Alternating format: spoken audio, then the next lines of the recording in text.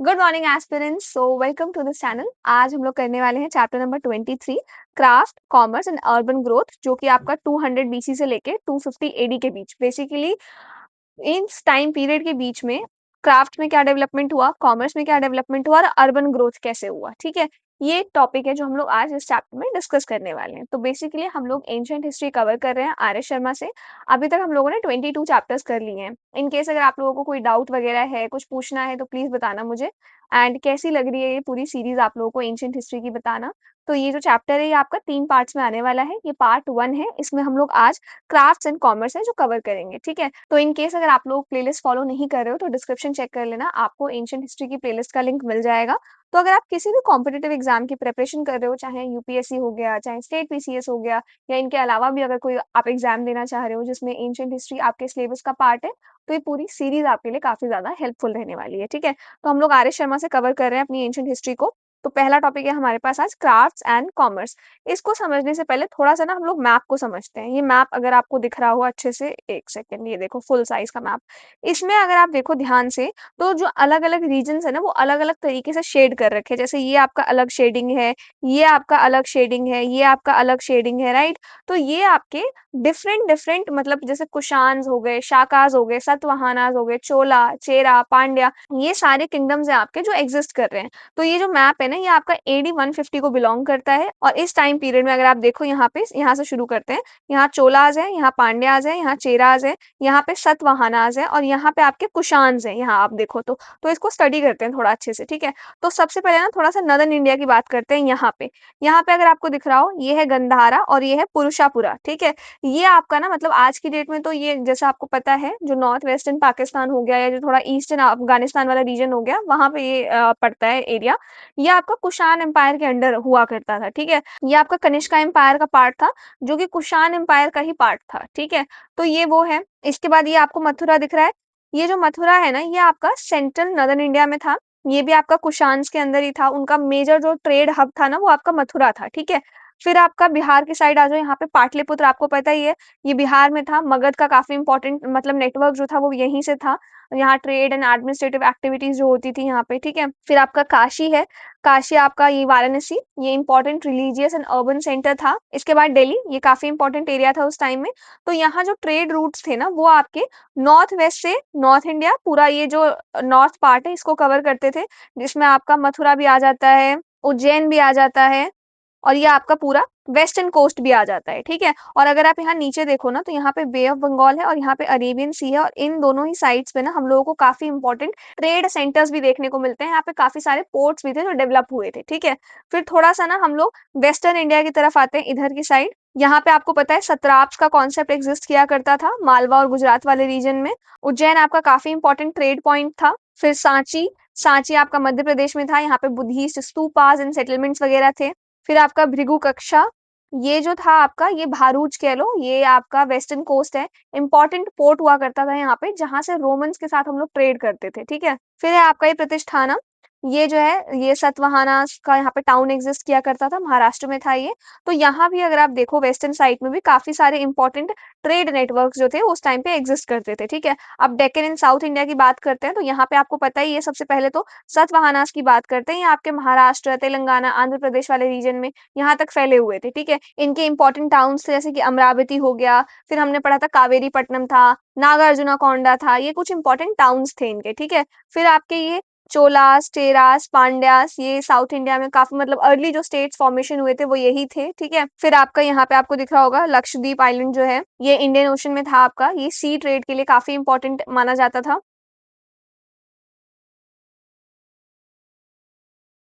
अब इसके बाद आ जाओ थोड़ा ईस्टर्न साइड। तो ईस्ट में हमारे पास कोलकाता था। यहाँ पे काफी सारे पोर्ट्स थे जो डेवलप हुए थे, जिनके थ्रू हम ट्रेड करते थे।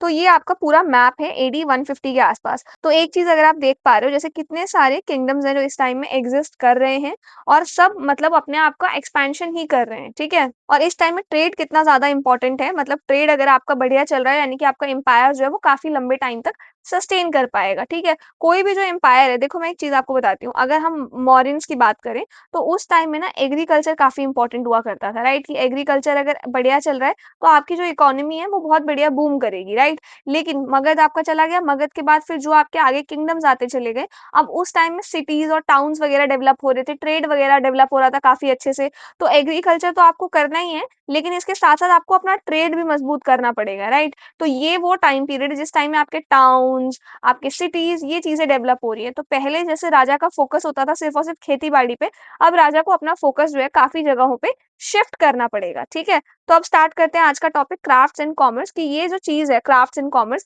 ये कैसे डिफरेंट डिफरेंट किंगडम्स में और ज़्यादा चेंज हुआ है, डेवलप हुआ है, पहले क्या मायने रखता था, बाद में क्या मायने रखता है, ये सारी चीज़ें, ठीक है? तो आपका 200 बीसी से लेके 250 एडी के आसपास ना इस पीरियड में काफ़ी इंटरेस्टिंग चीज़ें हुई, ठीक है?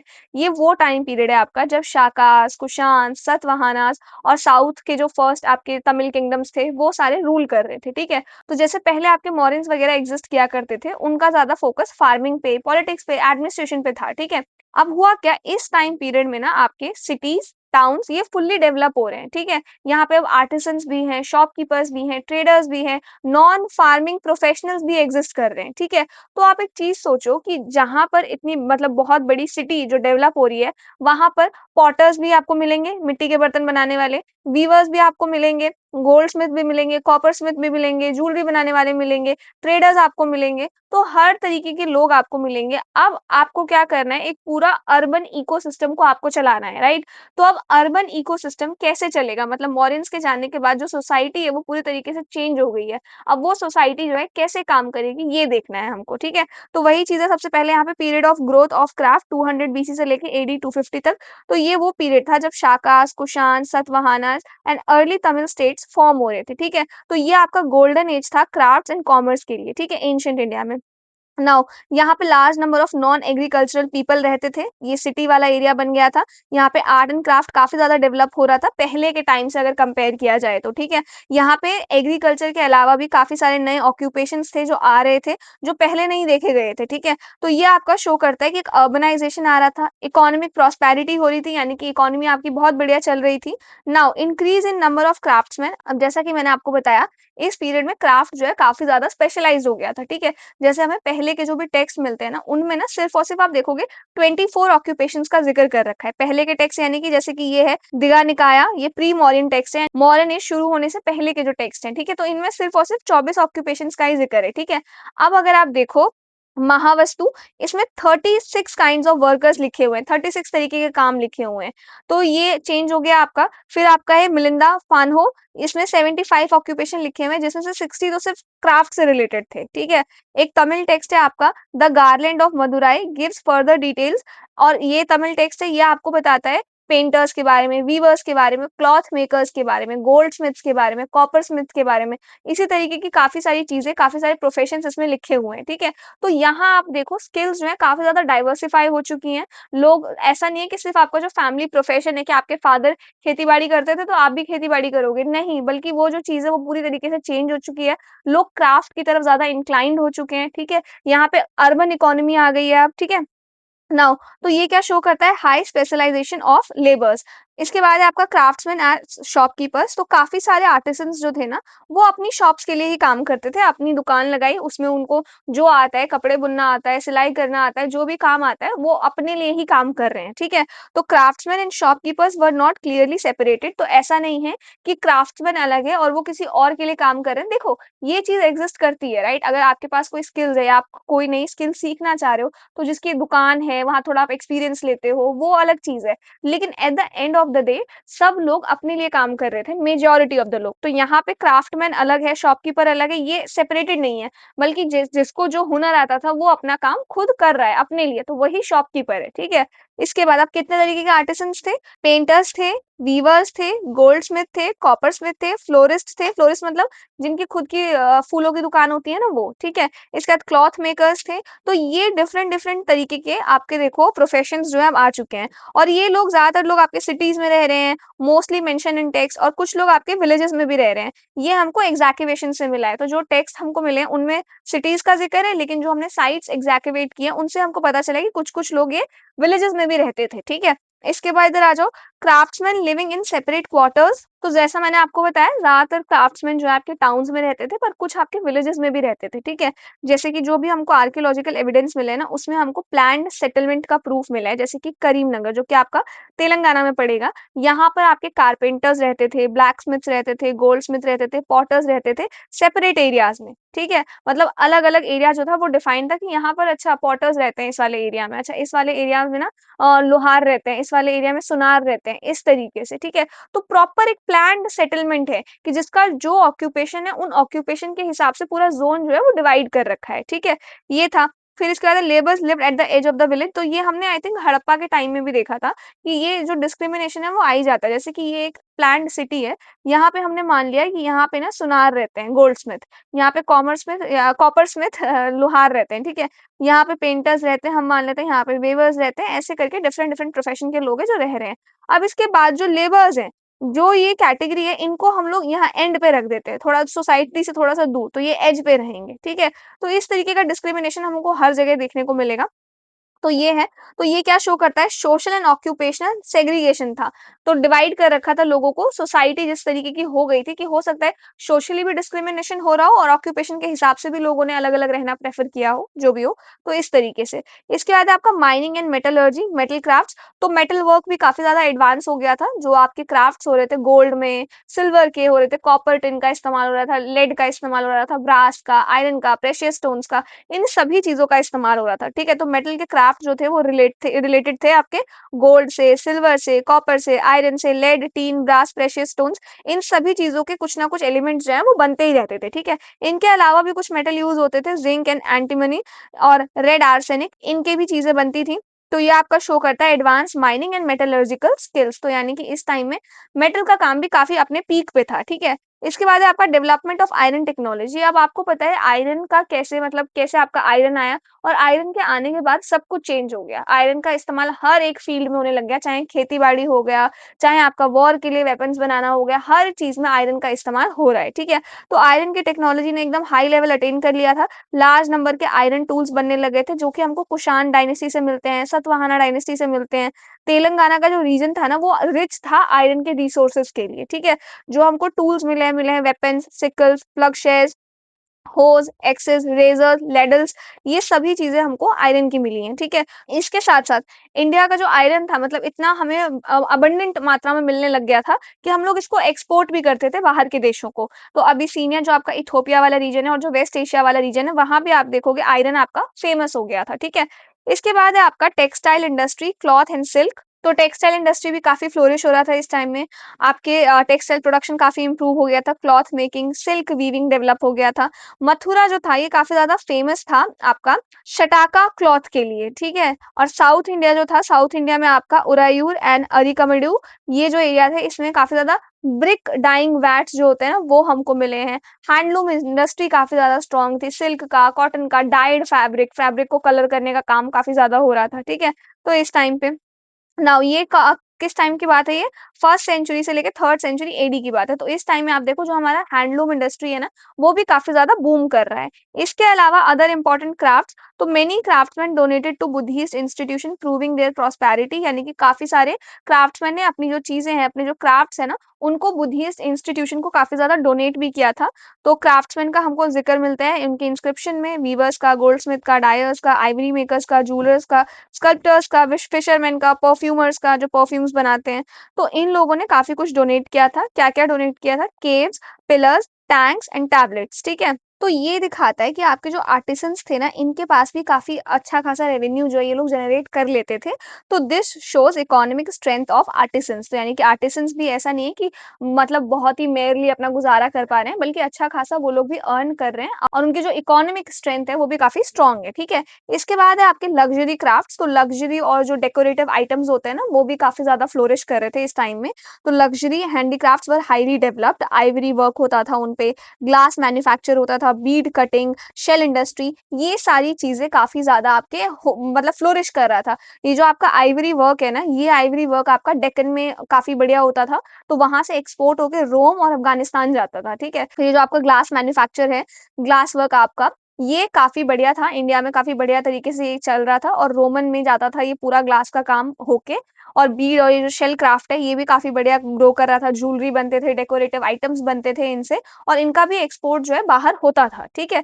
तो ये है, अब इसका एविडेंस हमको क्या मिला है, तो इंडियन आइवरीज़ हमको रोम एंड अफ़गानिस्तान में मिले हैं, रोमन ग्लास हमको मिले हैं तक्षशिला में, glass blowing technology reached India around Christian era. तो क्रिश्चियन एरा के टाइम में यानी कि जो आपका एडी जब शुरू ही हुआ होगा ना, उस टाइम में ये आपका ग्लास टेक्नोलॉजी जो है, ग्लास बनने की टेक्नोलॉजीज़ वगैरह आई हैं। Beed made of semi precious stones and shells were common. तो ये चीज़ें काफ़ी कॉमन थी। तो आप ये देखो क्राफ्ट्स हर एक सेक्टर में काफ़ी बढ़िया ग्रो कर रहा है। फिर आपका coin minting as a craft. तो कॉइन मेकिंग भी एक काम बन गया था कि कॉइन्स यानी कि सिक्के बनाने वाला काम, ठीक है? तो इसमें आप देखो gold, silver, copper, bronze, lead, glass, potin, इन सभी के कॉइन्स जो हैं वो बनाए जाते थे, ठीक है? कॉइन को मोल्ड किया जाता था नॉर्थ इंडिया में एंड डेक्कन में। Satavahana mould could produce 6 coins at a time. यानी कि सतवा मोल्ड यानी कि ऐसा ढांचा नहीं होता कि आपने क्या कर रखा है, एक ढांचा बना रखा है, उसमें आप जो भी इनका लिक्विड फॉर्म होता है ना, उसको पोर कर रहे हो और वो ठंडा हो जाएगा तो उसको आप निकाल लोगे उस मोल्ड से। तो वो एग्ज़ैक्ट जो मोल्ड का स्ट्रक्चर था, वही स्ट्रक्चर वो ले लेगा, ठीक है? तो इस तरीके से कॉइन्स बनाए जाते थे। सतवाहना मोल्ड इस तरीके का था कि वो एक टाइम में 6 कॉइन्स जो है बना सकते थे, ठीक है? फेक रोमन कॉइन्स भी प्रोड्यूस होते थे यहाँ पे। Satavahana issued the largest number of coins. और सबसे ज़्यादा अगर किसी डायनेस्टी ने कॉइन्स इश्यू किए हैं, तो वो आपके सातवाहनाज़ ने किए हैं, ठीक है? इसके बाद इधर आ जाओ टेराकोटा इंडस्ट्री। टेराकोटा इंडस्ट्री भी काफ़ी अच्छा काम कर रही थी। टेराकोटा का प्रोडक्शन जो था काफ़ी पॉपुलर था और टेराकोटा आपको पता है इंडस सिविलाइजेशन के टाइम से ही चलता आ रहा है ये, ठीक है? तो टेराकोटा के फिगराइन्स, मोल्ड्स ये हमको काफ़ी जगहों पे मिले हैं। मोस्ट इम्पोर्टेंट साइट था आपका येलेश्वरम, आल्सो फाउंड एट कोंडापुर। तो ये आपके मेजर साइट्स थे जहाँ पे हमको टेराकोटा का प्रोडक्शन देखने को मिला है, ठीक है? टेराकोटा के आइटम्स हमको मिले हैं, ठीक है? इसके बाद terracottas were mostly used by urban upper class. तो टेराकोटा के जो ऑब्जेक्ट्स होते थे, जो बच्चे खिलौने वगैरह नहीं खेलते हैं, वो भी आपके टेराकोटा के ही बनते थे। तो वो ना सबसे ज़्यादा जो upper class, rich upper class के जो लोग हैं ना, वो यूज़ करते थे। इसके बाद जब आपका टाउन्स का डिक्लाइन हो गया ना गुप्ता और पोस्ट गुप्ता पीरियड के बाद, ये क्राफ्ट यानी कि टेराकोटा मेकिंग का जो क्राफ्ट था ना, ये भी आपका डिक्लाइन हो गया, ठीक है? इसके बाद इधर आ जाओ गिल्ड्स ऑफ आर्टिसंस शेनीज़। तो जैसे आज हम लोग नहीं देखते हैं कि कोई एक ग्रुप बन गया है किसी वर्कर का, मतलब कोई एक वर्कर है उनका ग्रुप बन गया है। इस तरीके के जो आर्टिसंस होते थे ना, उनको गिल्ड में ऑर्गेनाइज़ किया जाता था और उनको हम लोग शेनीज़ कहते थे, गिल्ड को ही। मतलब कि कोई एक ग्रुप है जैसे ट्रेड यूनियन हो गया या कॉर्पोरेट ग्रुप हो गया ना, उसको हम लोग एक गिल्ड या शेनीज़ का नाम दे रहे हैं, ठीक है? तो यहाँ पे क्या होता था, गिल्ड्स प्रोडक्शन, क्वालिटी, ट्रेड वगैरह जो है वो मैनेज होते थे। तो ये basically economic support, banking and charity and donation, इस पर्पस के लिए इनको बनाया गया था, ठीक है? इसके बाद इसके एग्जांपल है जैसे कि money deposited with guilds of potters, oilman, weavers. यानी कि इनसे लोग पैसे भी लेते थे और इनको लोग पैसे अपने देते भी थे। जैसे आज हमारा बैंक का काम है ना, उस टाइम में ये लोग ये काम किया करते थे, ठीक है? गिल्ड ये जो इनकम होती थी ना, used to feed monks and Brahmans. At least 24 types of guilds exist किया करते थे। एक तरीके से बैंक मान लो आप गिल्ड्स को फिलहाल, ठीक है? इन आर्टिसंस को ही इन गिल्ड्स में यानी कि ग्रुप में ऑर्गेनाइज किया जाता था, ठीक है? इसके बाद है आपके most inscription are found in Mathura region और वेस्टर्न डेक्कन। तो ये कुछ मेन एरियाज़ है जहाँ से हमको इन गिल्ड्स का जो है एविडेंस मिलता है, ठीक है? तो अगर मैं आपको फटाफट से एक बार ना समरी थोड़ा मैं आपको प्रोवाइड कर देती हूँ कि एक्चुअली में हुआ क्या। तो ये जो चैप्टर है, ये जो हम लोग टॉपिक पढ़ रहे हैं क्राफ्ट एंड कॉमर्स, ये हमको मेनली ना 200 बीसी से लेके 250 एडी तक कैसे आपका क्राफ्ट, कॉमर्स ये सारी चीज़ें बूम हुई है ना, उसका पूरा आइडिया देता है, ठीक है? तो इसमें हमने क्या देखा, इसमें हमने देखा कि भले ही इन टाइम पीरियड के बीच अलग-अलग डायनेस्टीज़ एग्ज़िस्ट कर रही हैं, लेकिन हर एक डायनेस्टी जो है ना, हर एक सेक्टर में बहुत बढ़िया कर रही है। चाहे कोई अगर कॉइन मेकिंग के लिए फ़ेमस है, तो कोई एरिया आपका मतलब किसी और चीज़ के लिए फ़ेमस है, कोई टेक्सटाइल के लिए फ़ेमस है, कोई आपका कोई अलग ही काम जैसे स्टोन्स, सेमी प्रेशियस स्टोन्स का इस्तेमाल करके ज्वेलरी बनाना हो गया। तो इस तरीके से अलग-अलग एरिया, अलग-अलग क्राफ्ट एंड प्रोडक्शन के लिए जाना जाता था। और ऐसा नहीं है कि वो क्राफ्ट एंड प्रोडक्शन आप सिर्फ़ इंडिया में ही कर रहे हो, बल्कि इंडिया से बाहर अपने सामान को आप बेच पा रहे हो, एक्सपोर्ट कर रहे हो चीज़ों को। तो क्राफ्ट एंड कॉमर्स इस टाइम में बहुत ज़्यादा आपका बूम हुआ है, ठीक है? तो ये हम लोगों ने आज डिस्कस किया है। क्या-क्या डिस्कस किया है? तो यहाँ पे सबसे पहले तो क्राफ्ट की ग्रोथ हुई है, नंबर ऑफ क्राफ्ट्समैन बहुत ज़्यादा बढ़े हैं। फिर क्राफ्ट्समैन जो थे वो एज़ अ शॉपकीपर्स की तरह काम किया करते थे और सेपरेट क्वार्टर्स यानी कि हर एक अगर कोई एक एरिया है पर्टिकुलरली तो उस एरिया में क्वार्टर्स बटे हुए हैं कि हर एक एरिया में एक ही तरीके के जो क्राफ्ट्समैन है वो रहते हैं, ठीक है? नाउ माइनिंग और मेटलर्जी का काम भी काफ़ी बढ़िया इस टाइम में चल रहा है। आयरन टेक्नोलॉजी का डेवलपमेंट हो रहा है, टेक्सटाइल इंडस्ट्री, सिल्क के क्लॉथ हो गए, कॉटन के क्लॉथ हो गए, ये बन रहे हैं। इनके अलावा भी इम्पोर्टेंट क्राफ्ट्स हैं जो हो रहे हैं। इसके अलावा लग्ज़री क्राफ्ट्स भी काफ़ी बढ़िया हो रहे हैं। कॉइन मिंटिंग का काम हो रहा है, टेराकोटा इंडस्ट्री बूम कर रही है और गिल्ड्स ऑफ आर्टिसंस यानी कि शनीज़ ये लोग भी हैं ताकि लोगों से पैसे ले सकें, डिपॉज़िट कर सकें। उन पैसों को आपके जैसे बुद्धिस्ट मॉन्क्स हो गए, चाहे आपके ब्राह्मण्स हो गए, उनको दिए जाते थे। तो इस तरीके का काम जो है ना ये लोग करते थे, ठीक है? तो ये था हमारा प्रॉपर क्राफ्ट्स एंड कॉमर्स को लेके। आई होप आपको समझ में आया हो। इसके बाद जो पार्ट 2 वाली वीडियो आएगी ना, उसमें हम लोग टाइप्स ऑफ मर्चेंट इस टॉपिक को कवर करेंगे, ठीक है?